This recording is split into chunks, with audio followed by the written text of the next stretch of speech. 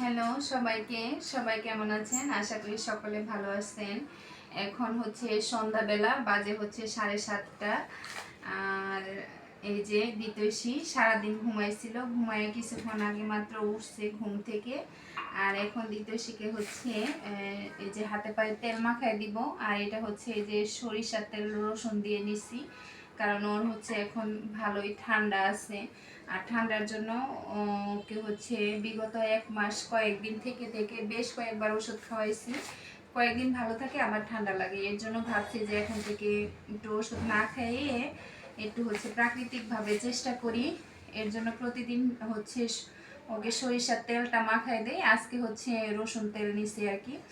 আর এখানে হচ্ছে তুলসী পাতা আর আদা আর একটু হচ্ছে আমলকি রস করে সাথে একটু মধু মিশাই নিছি। এটা হচ্ছে এখন খাওয়াই দিব। এটা আমি প্রতিদিন খাওয়াইতেছি, আমার মনে হচ্ছে যে একটু মনে হয় কাজ করতেছে আর কি। তো এইটুকু করার পরে তারপরে হচ্ছে দ্বিতীয় ব্যায়াম করাবো। তো সবাই ভালো থাকবেন।